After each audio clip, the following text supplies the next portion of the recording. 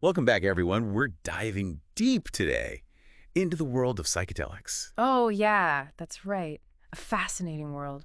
We'll be exploring what they are, their history, and What science is uncovering. the science, what modern science is discovering about their potential. And for this deep dive, we're going to be using How to Change Your Mind by Michael Pollan. Right. In it, he takes us along on his journey from skeptic, like many of us are, I think, Yeah. to, An explorer. intrepid explorer. He goes deep into research, history, and Yeah, and even tries some psychedelics himself. That's right. I'm ready to be changed. So where do we even begin with such a big topic? Well, Pollan, he starts with a moment that, kind of changed everything. Albert Hofmann, Yeah. his accidental discovery of LSD. Okay, in 1943. Yeah, 1943. I know a little bit about the story, but I'm sure there's more to it than I realize. So paint me a picture. What was happening in the world when this discovery kind of took place? Okay, so picture this. Middle of World War II. Hoffman is a chemist over in Switzerland working in a lab. He's studying this derivative of ergot. Ergot. A fungus grows on rye. Wait, so LSD comes from a fungus? It does. Learn something new every day.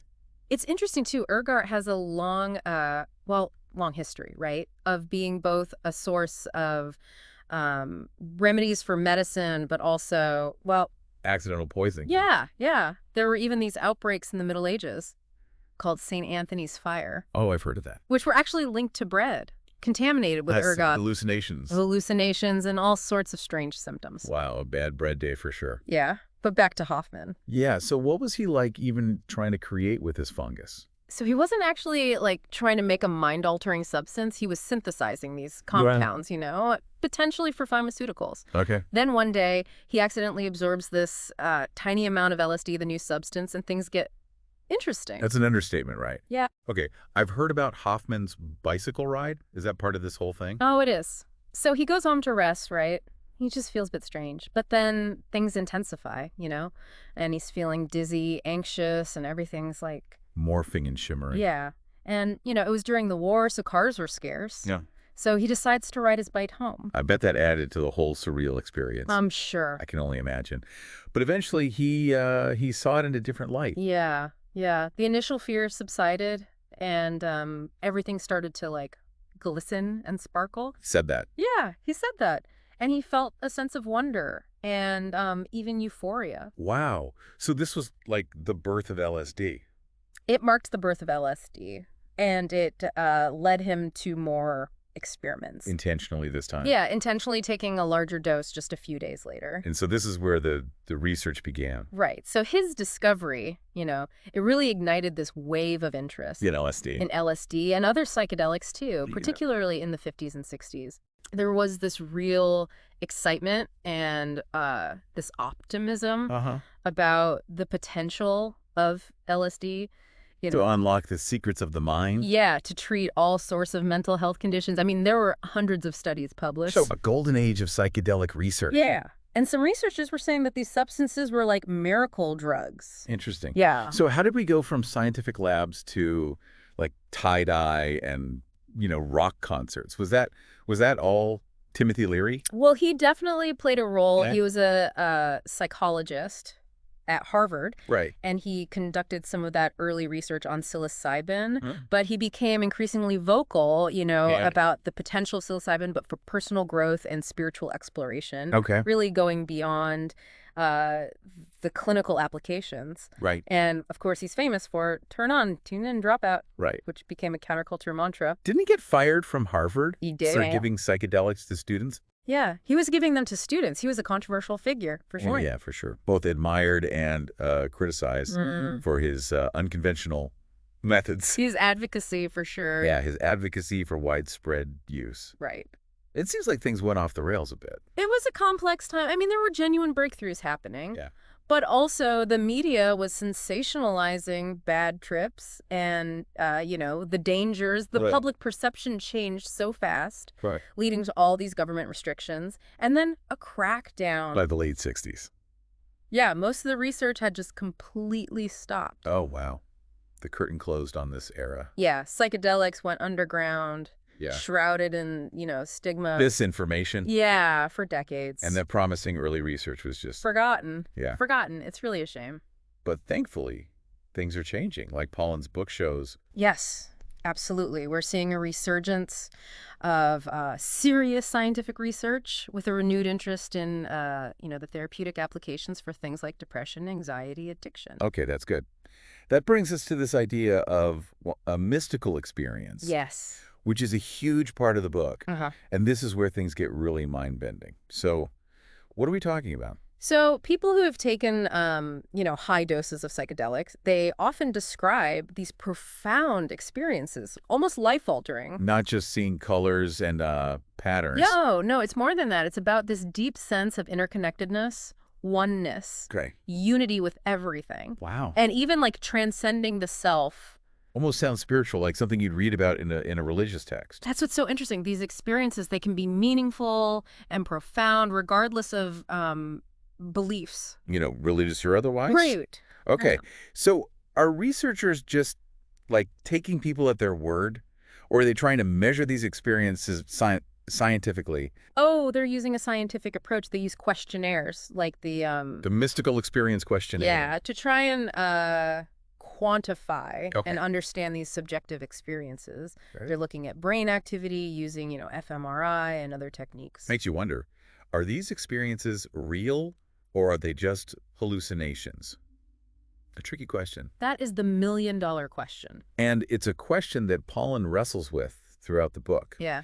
It raises a lot of questions about consciousness and the role of culture, expectations, and even the limits of science. Right. Wow, this is getting deep. It is, but thankfully neuroscience, is shedding light on what happens in the brain on psychedelics. And I can't wait to learn more. So let's talk about the brain on psychedelics. Let's talk about the default mode network. Okay, this is where it gets really interesting. Right. So brain imaging research has shown that psychedelics, they impact a specific network in the brain called the default mode network, or the DMN. Okay, back up a second. What is the DMN and why should I care about it? Well, think about when your mind is just like wandering. Daydreaming. Yeah, daydreaming, Yeah, ruminating. Worrying about the past. Yeah, or worrying about the future. That's your DMN. Okay. It's the part that's active when we're thinking about ourselves, our identity, our place in the world. Like you could think of it as the seat of the ego. So the part of my brain that never shuts up. Yeah, pretty much. That's fascinating. So what do psychedelics do to that? It seems that they quiet the DMN, actually. Quiet it down. Yeah, like turning down the volume on that inner chatter. Interesting. And this quieting is thought to be responsible for some of the characteristic effects, Okay. like ego dissolution, feeling interconnected, transcending time and space, things like that. That people report. Yeah. Yeah. That makes sense. I'm starting to see how this ties into the whole mystical experience. Yeah, it's like psychedelics are giving our brains a vacation, From ourselves. From ourselves, exactly. Allowing us to experience reality in a completely different way. And this has huge implications for how we could potentially use psychedelics therapeutically. Okay. I mean, think about conditions like, depression, addiction, anxiety. Right. They involve rigid thinking, getting stuck in these negative loops, an overactive sense of self. So imagine if we could use psychedelics to disrupt those patterns and help people break free. That is a mind-blowing idea. It is. And Pollan actually goes beyond the lab, to explore how this is happening in the real world. Oh, okay. He goes into the world of, shamans, guides, Right. the psychedelic underground, where people are using these substances in all sorts of ways. No, that's where the book takes an adventurous turn. Yes, it does. I am ready for adventure. Yeah. Tell me about the people he meets. Who are these underground guides and what are they doing? All sorts of people. Therapists, healers, spiritual seekers, Yep. people who are just curious about the potential. Some are working within the legal system, and others, well, they're operating in more of a gray area. So it's not just happening in, sterile lab. No, not at all. He really highlights the diversity of the approaches, the ethical considerations, the complexities of working with these substances outside of a purely clinical setting. Okay. He even shares some funny anecdotes about the people he meets. I always love a good anecdote. Give me an example. Oh, there's this one guide he describes, insists on having these images, right, of Christ, the Virgin Mary, and the Last Supper Wow. in his office. And he he wasn't particularly religious himself. Okay, that's an interesting mix. Yeah. What about another one? Oh, there's this one that uses a bolo tie as a pendulum What? to decide what to eat. Okay, that's hilarious. It's a funny image. The bolo-type pendulum. It seems like the world of psychedelics attracts some pretty interesting characters. It does. Yeah. But beyond that, he really dives into the research on the therapeutic potential of psilocybin For things like, for addiction, depression, and even end-of-life anxiety. this is what I'm really interested in, I think. All this growing evidence that suggests that psilocybin could really be like a game changer. It's true. And he interviews people who have participated in these trials, and their stories are really compelling, you know? What do they say? They talk about experiencing these profound shifts in perspective, overcoming these long-standing addictions, Right. finding relief from debilitating depression, Wow. and even like coming to terms with their own mortality. That's incredible. This is powerful stuff. It sounds like these experiences are really transformative. They can be. And what's remarkable is that in a lot of cases, these changes, they happen after just 1 or 2 sessions. With psilocybin. Yeah. That's pretty amazing. So even Pollan, the skeptic, ends up trying these substances himself. He does. He starts with psilocybin, then he tries LSD, and then he even has this intense experience with ayahuasca. Oh, man. Which is this traditional brew used in, ceremonies in the Amazon rainforest. I have so many questions about that, but I guess we'll save those for later. I want to hear what he says about his psychedelic journey. Me too. Yeah, So are you ready to hear about Michael Pollan's psychedelic adventures? absolutely.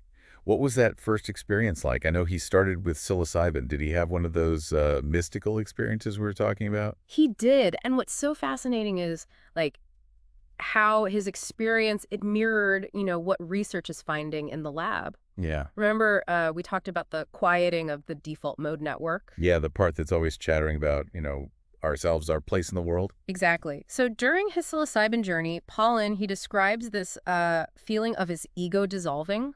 Right. He talks about watching himself from a distance, like his sense of self was becoming liquefied and dispersed. Those are his words. That's pretty vivid. Yeah. It sounds like he was like directly experiencing the scientific process we were just discussing. It really does. And it highlights something really important about psychedelic therapy.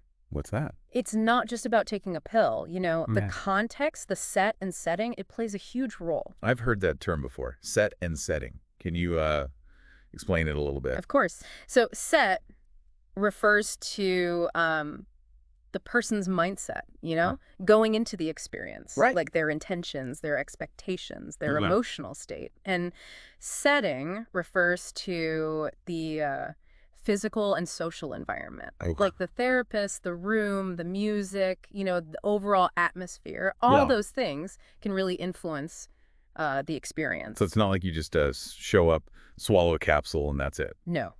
Responsible therapists who work with psychedelics, they really emphasize the preparation Right. and integration. Yeah. They spend a lot of time, building that rapport with their clients. Okay. Setting those intentions and discussing any potential challenges Right. and helping them process their experience afterward. It makes sense. I mean, these are powerful substances. Yes. They could bring up a lot of stuff, right? Yeah, intense emotions, memories. Yeah, you wouldn't want to go through that alone. Definitely not. So it's a very different model than, Yeah. what we're used to in terms of mental health care. It is. And one thing that Pollan, he brings up a lot in his book Yeah. is this idea of surrender. Okay. This need to let go of control, Uh-huh. trust the process. Even when it gets scary. Yeah, even when things get scary or uncomfortable. That's got to be really challenging, I think, for a lot of people, It is. especially in our culture where we're so used to being in control. Right. But the guides that Pollan meets, they really emphasize that this surrender is essential Okay. for transformation, So letting go of our defenses. Yeah, and being open. Being open to new possibilities. Yeah. It reminds me of that Ram Dass quote. The resistance to the unpleasant situation is the root of suffering. That's a great connection. And Pollan's own experiences, they really embody that idea.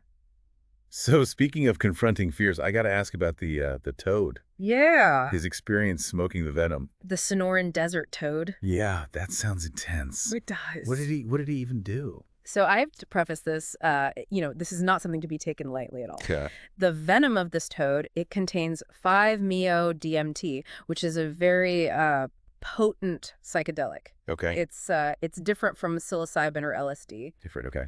Yeah, the experience Pollan describes, it's incredibly overwhelming, Right. almost like a near-death experience. Wow. He talks about, his ego completely dissolving, Right. feeling like he was like blasted into a void of pure energy. That does sound terrifying. It's a pretty harrowing account. Okay. But he also talks about feeling this sense of euphoria afterward, like a profound sense of relief. Yes, that's right. That's something that's reported a lot with 5-MeO-DMT. Okay. This intense, short-lived experience, Yeah. usually just minutes, followed by like peace and clarity. So it's like, going through a fire, coming out transformed. That's a really good analogy. But again, it's a very potent substance, Yeah. not to be experimented with casually. No, for sure. Yeah. I think it's important to acknowledge here that not all psychedelic experiences are positive. Right. People can have challenging experiences. They can have psychological distress. There are risks involved. Absolutely. It's why it's so important, I think, Yeah. to have responsible researchers and therapists involved. Exactly. They help minimize the risks, right? By Yeah. carefully screening participants, creating a safe environment, and providing support afterward. And it's also why, these substances shouldn't be taken lightly. Of course. They have potential for both healing and harm. Right. But despite the risks, I think, the research really does suggest that psychedelics, Yeah. when used responsibly, have this potential to help us understand the human mind in ways that we never thought possible. Yeah, I agree. It's remarkable to think that these substances that were demonized for so long Yeah. might hold the key to treating some of our most challenging mental health conditions. It really is. So should we talk about some of those specific conditions? Yeah. Yeah. Let's talk about addiction. Pollan goes into more detail about, Research with psilocybin. yeah, and alcoholism. Right. What's he finding? The results are really encouraging, actually. Okay. Studies have shown that psilocybin, when combined with therapy, can significantly increase abstinence rates, Okay. reduce cravings for people with alcohol dependence, Okay. and there's promising research using psilocybin to treat opioid addiction, too, which is, as we all know, a huge problem. It's incredible. It's like these substances are helping people rewrite the stories they've been telling themselves about their addictions. That's a great way to put it. Yeah. It speaks to the power of, that mystical experience. Right, which involves a transcendence and a shift in perspective. Right. It's not just about breaking a physical dependence. It's about the mindset. Yeah, shifting the whole mindset. Pollan also talks about how psilocybin is being studied as a treatment for depression, Yes. which, often feels like being trapped in a loop of negative thoughts. It does. So what does the research say about psilocybin and depression? It's exciting. Oh. Studies have shown that psilocybin can produce pretty rapid and sustained reductions in those depressive symptoms, Okay. even in people who haven't responded to, other Like treatments. medication. Yeah, medication or therapy. Wow, so you're saying people who have struggled for a long time Yeah. might find relief with psilocybin. That's what the research suggests. Wow. And it goes back to that idea of the entropic brain that Pollan discusses. The entropic brain. I don't think I've heard that term before. So it's a way of thinking about how our brains, they can become rigid, right? Oh, yeah. Stuck in certain patterns. Especially with depression. Yeah, depression, addiction. And psychedelics, they seem to disrupt those patterns, Mhm. creating this window of flexibility where new, healthier patterns can emerge. Like shaking up the snow globe. Yeah, precisely. We said before. And this has implications not just for treating depression. But for understanding consciousness. Yes. No. So psychedelics are helping us understand not just mental illness. But also, what it means to be human. Exactly. And one of the most moving parts of the book, I think, is how Pollan explores how psilocybin can be used Yeah. to help people with the terminal diagnosis Mm-hmm. cope with anxiety and fear. It's powerful stuff. Yeah. Studies have shown that psilocybin can really help people with, cancer, Mhm. find peace, acceptance, reduce their fear, and even improve their quality of life. Did Pollan share any specific stories about the people who had these experiences? He did. He talks to people who went into these sessions terrified of dying Okay. and came out feeling a sense of awe, wonder, deep appreciation for life. Okay. They lost their fear of death. That's amazing. It really is. It really challenges, our usual assumptions about how we approach death and dying. Yeah, it does. And for Pollan, these experiences were deeply transformative, changing his perspective on consciousness, nature, mortality. So after exploring all of this, what is Pollan's ultimate take? Does he think psychedelics are a miracle cure? Well, he's definitely not advocating for reckless use. He's Okay. very clear about the risks and the need for responsible use. Especially given the potency. Right, in setting. Yeah. But he also sees, incredible potential for healing, personal growth, Okay. expanding our understanding of consciousness. So the middle ground. Yeah. Respecting the power, but also recognizing the potential benefits. Exactly. And that's where the research is so important. We need more studies, To really understand the risks and the benefits. Yes. And how to use them safely and effectively. You mentioned earlier that psychedelic therapy isn't just about the drug, it's about the context. Right. So can you walk me through what a typical session might look like? Sure. So it really varies depending on the therapist, the setting, but generally it involves a lot of preparation beforehand. Okay. The therapist, the client, they build a rapport, discuss intentions, Right. explore any fears or concerns that the client might have. So you're not just handed a pill and sent on your merry way. No, not at all. Creating a safe and supportive environment, it's really paramount. Okay. During the session, the client might lie down on a couch, listen to music, wear an eye shade Okay. to encourage an inward focus, right? And the therapist is there the whole time providing support and guidance. And what about afterward? So afterward, integration is, it's crucial. Oh. There's time for reflection, making sense of everything, and exploring how to integrate any insights into daily life. Right. And the therapist might use, journaling, art therapy Okay. to support that process. So it's a holistic approach. Yeah, It's not just about the drug.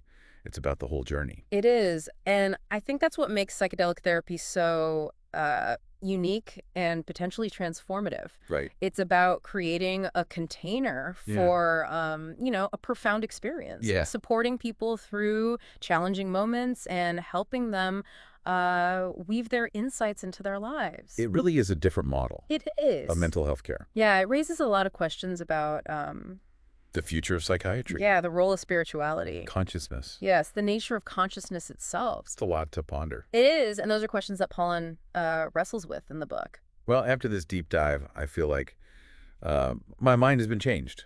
Yeah. I had some prior knowledge about psychedelics, but exploring Pollan's book with you, it's really opened my eyes to the vastness and complexity of this topic. Yeah. It's not just about getting high. Right. It's about exploring consciousness, understanding the mind, and even finding new ways to heal ourselves. I couldn't agree more. It's about pushing the boundaries of what we think is possible Yeah. in terms of, science and our own growth. One of the things that stuck with me was that Pollan, quote, "There are other stranger forms of consciousness available to us, and their very existence forbids a premature closing of our accounts with reality."